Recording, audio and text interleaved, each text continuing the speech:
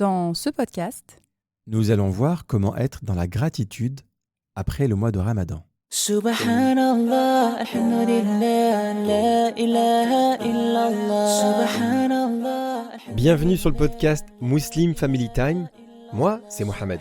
et moi, c'est Leïla. Nous sommes mariés depuis plus de 15 ans. Quand je l'ai rencontré, j'étais encore au collège. Et à travers toutes ces années ensemble, nous avons appris comment construire une relation saine et apaisée. Ce podcast est sans tabou. Si tu te poses des questions sur la relation de couple, la parentalité, Ou juste ton bien-être en tant que musulman. alors ce podcast est vraiment fait pour toi. Que tu sois en voiture, Ou en cuisine, sur ton canapé. on te souhaite de passer un bon moment. La famille, on espère que vous allez bien. Bienvenue dans Muslim Family Time, le podcast des familles et des couples qui s'accordent du temps. Je suis toujours en compagnie de Leïla. Salam alaikum. Wa alaykoum salam Leïla, j'espère que tu as passé une très bonne semaine. Oui, On est déjà à la fin du Ramadan Leïla. exactement. Passé à une allure incroyable. Oui, subhanallah. Qu'est-ce que tu peux nous dire 2-3 jours avant la fin du Ramadan? Eh bien, qu'il est passé extrêmement vite, on a l'impression de ne pas en avoir assez profité. Ça, c'est Ouais. un sentiment humain. On a l'impression on aurait aimé faire mieux, on aurait aimé prier davantage, faire plus de lecture de Coran, plus d'invocations. Et on demande, Inch'Allah, qu'Allah agrée nos œuvres de ce mois béni, Inch'Allah. Amin. C'est vrai que le Ramadan est passé très très rapidement. On n'a pas vu le temps passer, subhanallah. Alors Leïla, est-ce que tu as préparé des cadeaux pour la famille et surtout pour moi? Alors, pour Bah la oui. famille, oui, pour toi, c'est moi ton cadeau. Non, Ah, tu es mon cadeau, d'accord. Bah écoute, ça je va viens me un jour de coûter, l'année, je tada. ça va me coûter très cher en papier cadeau du coup. Mais tu devrais te contenter de ma personne, Ouais, n'est-ce pas? d'accord. Écoute, j'ai fait une petite liste sur tir au cadeau. Mhm. Je ne sais pas si vous connaissez ça, la famille. C'est une idée qui nous a été présentée par ma belle-sœur, Selma, que je salue au passage. Ma Qui a- sœur. Oui, ta sœur, oui, c'est bon, j'ai dit ma belle-sœur, hein, Oui. qui a toujours des très bonnes idées, des très bonnes astuces, machallah. Alors Leïla, qu'est-ce que c'est le tir au cadeau? Eh bien, en fait, c'est un système. Vous savez, le jour de l'Aïd, souvent, on offre des cadeaux aux enfants. Et des fois, il y a beaucoup d'enfants, surtout quand les familles se réunissent avec les beaux-frères, les belles-sœurs, les cousins, les cousines. Donc, il y a beaucoup de monde. Et souvent, ce sont seulement les enfants qui reçoivent un cadeau. Donc là, le principe de ce jeu, enfin, je vais dire, c'est que vous allez sur ce site internet et chaque membre de la famille fait une petite liste de cadeaux. Et vous décidez du budget du cadeau qui fait 50 €, par exemple. Et ensuite, il suffit d'inscrire tous les membres de la famille avec toutes les lettres. Et alors, chaque membre va tirer au hasard un nom dans la famille. Et donc, ça permettra que chaque membre de la famille reçoive un cadeau. Et ça permettra aussi, en fait, de créer, de renforcer les liens dans la famille. Bien sûr. Et c'est très sympa. C'est un jeu très ludique.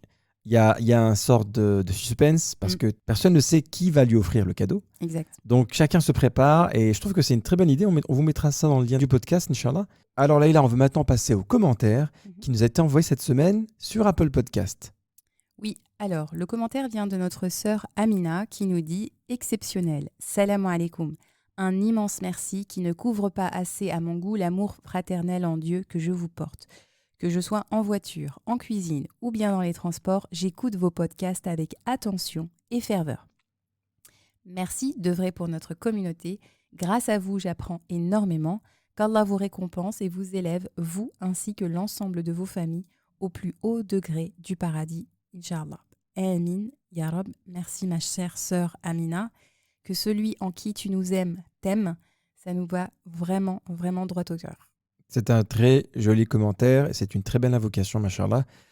Merci à toi, ma sœur Amina, et merci à tous ceux qui nous envoient des commentaires qu'on ne peut pas lire, malheureusement, parce qu'on n'a pas beaucoup de temps, sinon on ferait qu'un podcast sur la lecture des commentaires. Mais évidemment qu'on vous aime en Allah, évidemment qu'on aime partager et passer des moments avec vous. D'ailleurs, le thème d'aujourd'hui, je pense qu'il colle parfaitement avec cette notion de gratitude, Leïla. Mhm. D'ailleurs, pourquoi tu as choisi ce thème-là? Parce qu'on arrive à la fin du mois de Ramadan et puis je cherchais un peu la dimension de la fête de l'Aïd. Qu'est-ce qu'elle signifie pour nous, cette fête? Il faut savoir que durant ce mois béni, on s'est restreint dans des choses halal, qui sont normalement halal, comme le fait de manger, de boire. On s'est restreint par amour pour Allah. Et donc, on a délaissé un peu nos besoins primaires pour satisfaire Allah. Et donc, on a tous fourni énormément d'efforts. On a cherché en fonction de nos capacités, bien évidemment. Et en ce jour, Allah est fier de nous. Il est fier des efforts que nous avons fournis. Il est fier que nous ayons complété ce mois. Et donc, c'est un moment à célébrer. C'est un moment à célébrer. Et quoi de mieux que de célébrer en ayant conscience des bienfaits de ce jour, en remerciant Allah pour tous les bienfaits que nous avons, en fait. Parce qu'on remercie Allah d'avoir été déjà privilégié, d'avoir pu jeûner le mois du Ramadan. Il y a beaucoup de personnes qui, malheureusement, ne sont plus avec nous, auraient aimé le faire. Oui. Et en fait, dans un des versets du Coran, Allah a dit « Si vous êtes reconnaissant, je vous rajouterai ». Donc en fait, si on est vraiment reconnaissant en ce jour, le jour de l'Aïd, Allah il va nous rajouter non seulement en joie, en sakina, en rizq, dans les bienfaits matériels, en santé, dans l'éducation. Donc vraiment, le jour de l'Aïd, c'est vraiment l'occasion d'exprimer notre gratitude, notre joie. Et cela se manifeste aussi bien intérieurement qu'extérieurement, en portant nos plus beaux vêtements, en savourant les bons petits plats de la famille. Et subhanallah, en fait, ce jour, il nous invite à nous rappeler de tous les bienfaits dont nous sommes pourvus, qu'Allah nous accorde en fait. Subhanallah, on se rend compte que ce jour-là, alhamdoulilah, on est entouré de nos proches, alhamdoulilah, on est en bonne santé, alhamdoulilah, c'est un jour de fête, les enfants sont heureux, enfin c'est un jour vraiment... c'est un jour unique. Exactement. Et d'ailleurs, être reconnaissant, c'est une des qualités parmi les meilleurs croyants. Il y a plusieurs versets qui mentionnent l'importance de la reconnaissance. Être reconnaissant, ce n'est pas simplement dire alhamdoulilah par automatisme en fait, c'est vraiment de le ressentir. Oui. Intensément, sincèrement, profondément. Et c'est d'être reconnaissant aussi bien dans les bons moments, comme le jour de l'Aïd, mais aussi dans les moments les plus difficiles. Par exemple, dans la maladie, il y a des moments où on est triste, on est éprouvé, on doit remercier Allah parce que c'est un moyen aussi, ces épreuves-là sont là pour nous rapprocher d'Allah. C'est un moment de prise de conscience souvent. Et surtout, on doit remercier Allah parce qu'on aurait pu avoir pire. Exact. Ce que tu es en train de vivre, cette épreuve-là, peut-être qu'elle peut être beaucoup plus grave. Donc il faut remercier Allah que ça ne soit pas empiré. Exactement.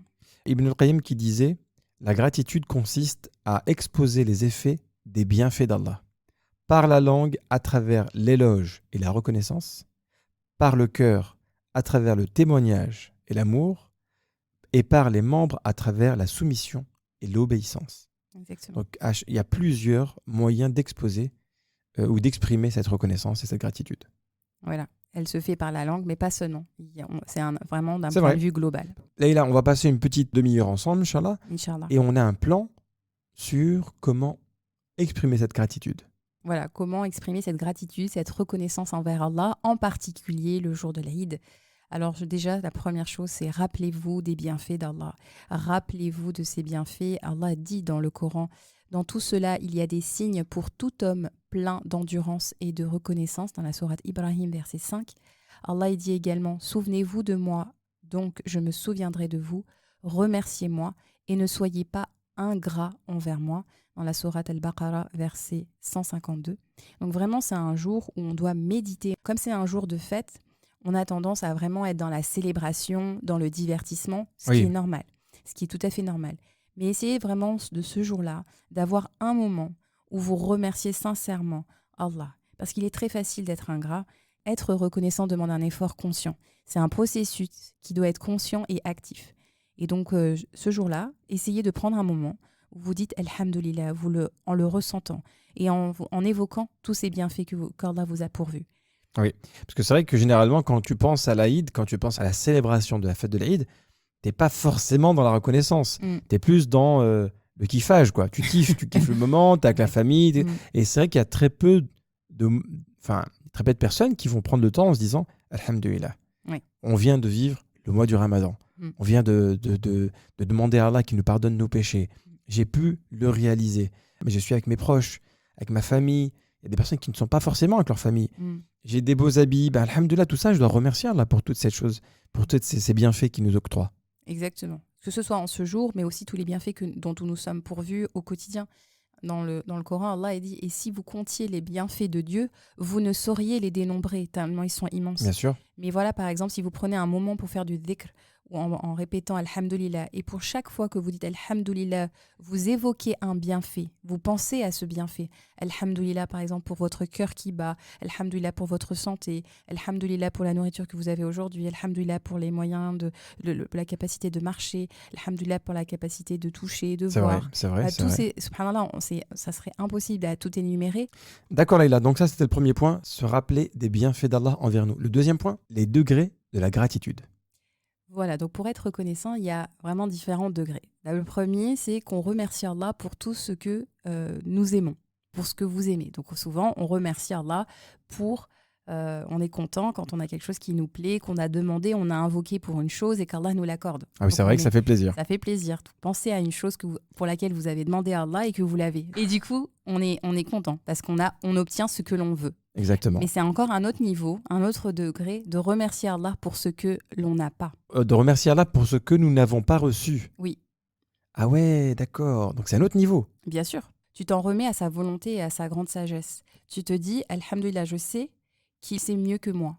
Je sais qu'il me protège peut-être. Peut-être je désire cette chose-là, mais ça va être un mal pour moi et là, il me protège. Il ne me l'accorde pas pour me rapprocher de lui. Et ça, c'est un niveau, machallah, de foi qui est vraiment relativement élevé.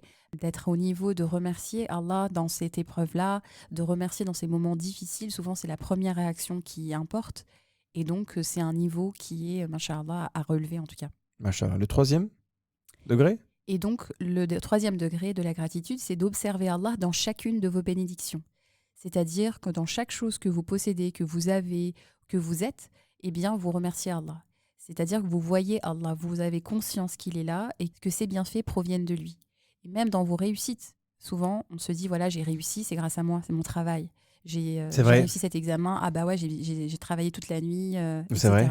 Mais même dans le business, d'ailleurs, dans le business, on est là, on dit, cette année, j'ai fait ci. On ne se rend pas compte que c'est avec la permission d'Allah que tu as pu le faire. Exactement. Et donc, observer Allah dans toutes nos réussites, dans tout ce que nous avons, dans tout ce que nous sommes. Et ne pas se vanter, entre guillemets, en pensant que tout vient de soi. Exactement. Et c'est Allah qui te permet d'être une meilleure personne. Voilà, tu demandes à Allah, exactement. Demande à Allah d'être une meilleure personne. On n'est pas là, parce qu'on souvent on revient souvent sur ce sujet, mais sur le développement personnel. Le développement personnel nous encourage à développer notre ego, à penser que c'est nous, parce que nous avons fourni tant d'efforts, nous avons tel résultat. Non, non et non. C'est vraiment, tout provient d'Allah. Toutes vos réussites proviennent d'Allah. Ce que vous êtes, les bons aspects proviennent d'Allah. Vos accomplissements proviennent d'Allah. C'est vrai. Le troisième point, Laïla. Le troisième point, c'est d'exprimer votre gratitude et votre appréciation et votre reconnaissance aux gens. C'est très important. Le prophète sallallahu alayhi wa sallam a dit « N'est pas reconnaissant envers Dieu celui qui ne l'est pas envers les gens ». Et donc ça, il est essentiel. Et notamment là, je pense au couple. Je pense vraiment au couple parce qu'il est essentiel de remercier son conjoint. Je te remercie, Laïla, tu fais des choses extraordinaires. Non, mais je pense... Voyons. Je ne pensais pas à nous là, mais je pense au couple parce que je pense à des personnes qui sont mariées et qui, on pense que tout ce qu'elle fait, c'est acquis en fait. C'est vrai. Subhanallah, beaucoup de personnes ne voient plus leur époux, leur épouse et ne leur montrent pas d'appréciation. Ouais. Et subhanallah, c'est un manque de reconnaissance envers Dieu que de ne pas l'être avec son époux, avec son épouse et avec son entourage. Peut-être que la sœur, machallah, a fait un travail exceptionnel au quotidien, avec les enfants, avec la maison, avec le travail. Elle arrive à combiner pas mal de choses et le mari ne lui exprime que des critiques. Voilà, il va relever que les choses qui ne vont pas en fait. Voilà. Au lieu de montrer de l'appréciation pour les choses qui vont. Exactement. Et donc, subhanallah, c'est un signe d'ingratitude. Donc, vraiment, j'ai envie de vous dire, le jour de l'Aïd, c'est un point de départ. Ça serait un point de départ. Profitez de ce jour pour remercier, par exemple, votre épouse qui a cuisiné tout le mois de Ramadan, qui a accumulé de la fatigue, qui a accumulé beaucoup de stress et qui a malgré tout... le sourire qui a essayé de vous faire plaisir tout le long de ce mois béni. C'est vraiment l'occasion de remercier vos collègues, de remercier les personnes qui vous entourent, en fait, votre voisin.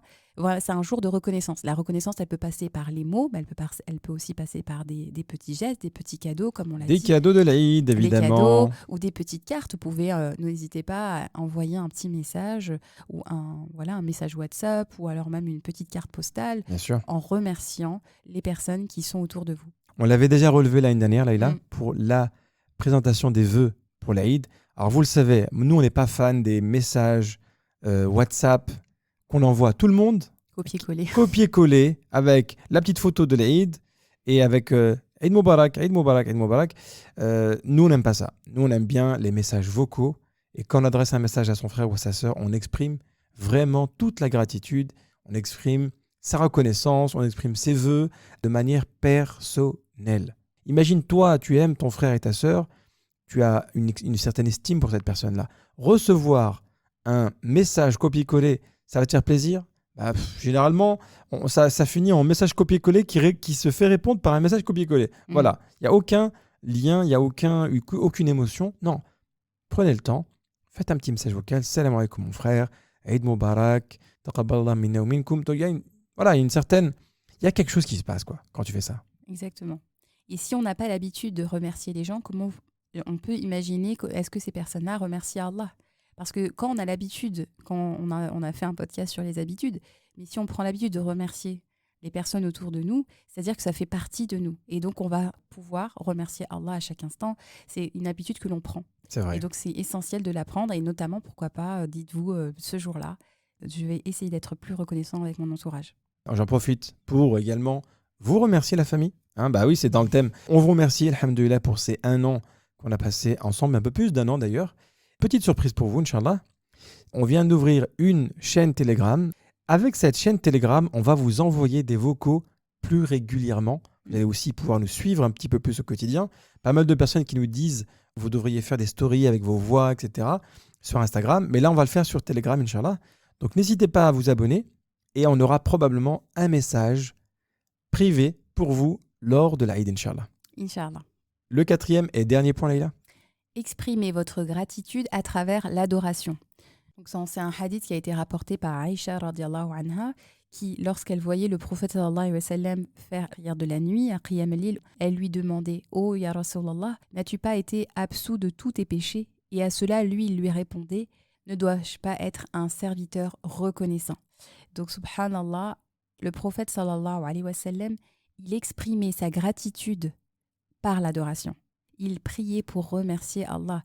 C'est un niveau, et pourquoi pas en ce jour, de prendre le temps, comme on l'a dit au début du podcast, de méditer et de remercier Allah, de prendre un temps de dhikr pour montrer par l'adoration que vous remerciez Allah pour tous ses bienfaits.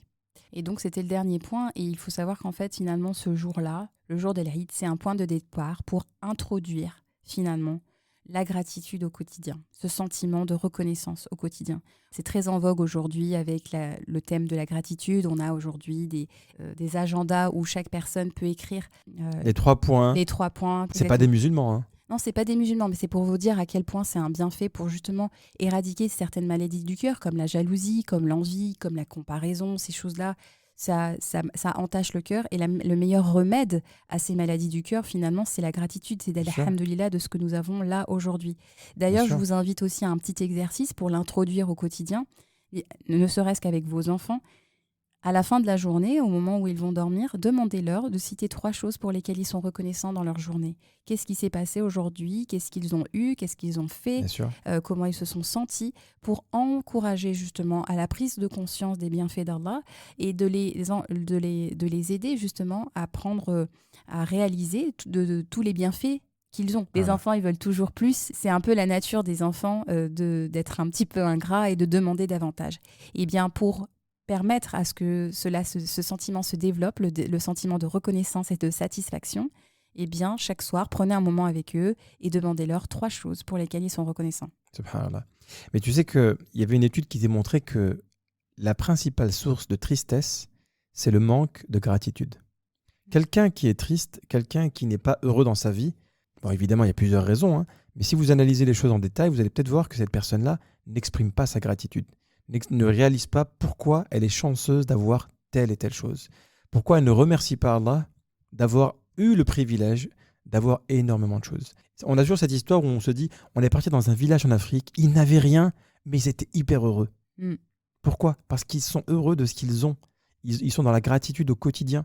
Alors que vous pouvez aller dans des sociétés très développées comme aux États-Unis, comme même en France, hein, les gens, ils ont une maison, ils ont des biens matériels, ils ont tout ce que tu veux, et c'est parmi les gens les plus tristes. Parce qu'ils ne réalisent pas la chance qu'ils ont, ils ne sont pas dans la gratitude, ils sont juste dans l'accumulation des biens. et ils sont aussi dans l'envie. Ils veulent avoir plus, avoir plus, avoir plus. Et au final, tu te rends compte que c'est source de tristesse, dépression, etc. Notre religion, elle nous apprend, comme j'avais dit, la première des choses que tu récites dans la Fatiha, c'est Alhamdulillah.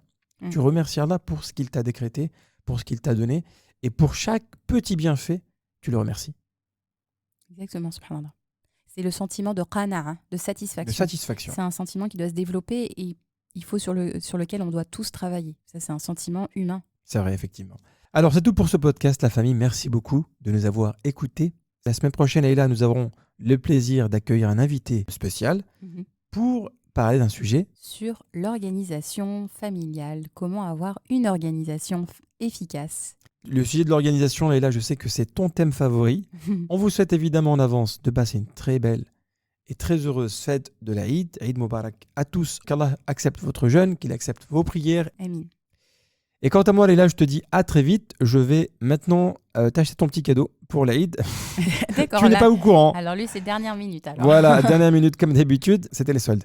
La famille, on vous dit à très vite, Inch'Allah. Vous venez d'écouter le podcast numéro 41. À très bientôt, Inch'Allah. Salam alaikum wa rahmatullah. Salam alaikum. Si ce podcast t'a plu, alors rejoins-nous dès maintenant sur Instagram, YouTube et Facebook. Visite également notre site internet muslimfamilytime.com. Tu y trouveras des vidéos et des articles qui te plairont sûrement. Merci encore pour ton écoute. Et en attendant, n'oublie pas de remercier Allah pour tous les bienfaits que tu as au quotidien. À très vite. Salam alaikum.